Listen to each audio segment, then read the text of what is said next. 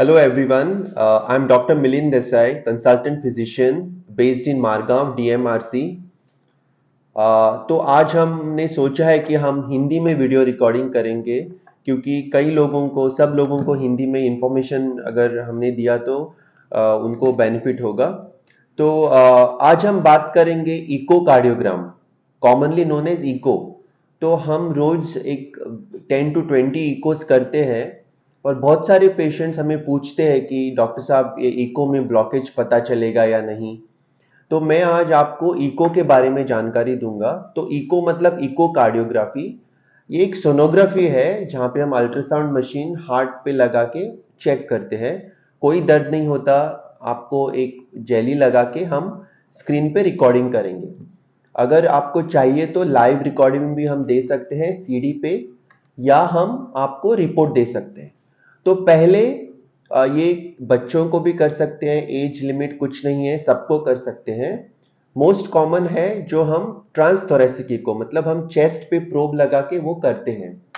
Very rarely हम मुंह में प्रोब डाल के भी कर सकते हैं, पर आज हम सिर्फ ट्रांसथोरेसिक इको के बारे में बात करेंगे। तो जो पहली चीज है, हार्ट एक पंप है, तो हम हार्ट का पंपिंग कितना है ये इको में देखते हैं। तो क्लियरली इको में देखता है जैसे हार्ट का पंपिंग ऐसे हो रहा है, तो नॉर्मल 55 to 60% होना चाहिए। अगर उससे कम है तो हम बोलते हैं कि इजेक्शन फ्रैक्शन या पंपिंग कम है, और वो हार्ट आपका वीक हो गया है या हार्ट फेलियर बोलते हैं। और वो माइल्ड हो सकता है, मॉडरेट या सीवियर। वो पहली चीज हम इको में देख सकते हैं।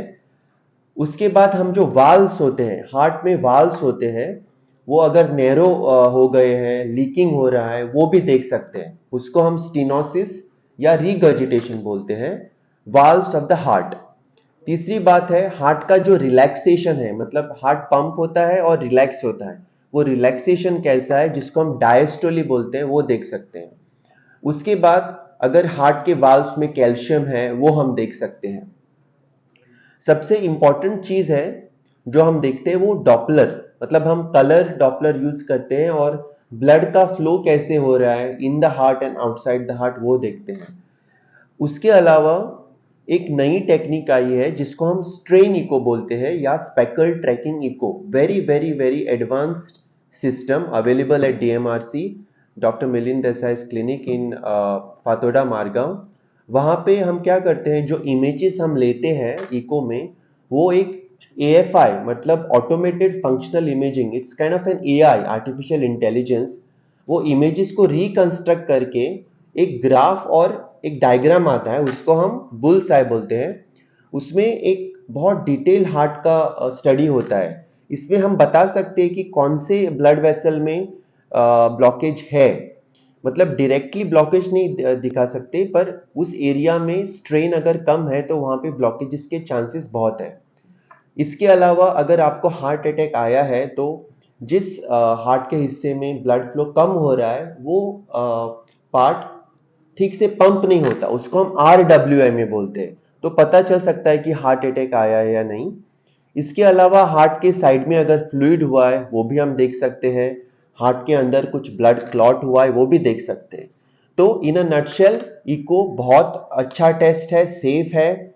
हम कई लोगों को 6 महीने में रिपीट करते हैं, कई लोगों को साल में रिपीट करते हैं। तो आपका जब आपने सुना होगा इन दिनों में जो लोग जिम जाते हैं सडन डेथ होता है, वहां पे हाइपरट्रॉफिक कार्डियोमायोपैथी मतलब हार्ट के मसल का स्वेलिंग होता है, ये यंग लोगों में भी मिलता है। अगर ये जानना है या रूल आउट करना है तो इको इज अ मस्ट।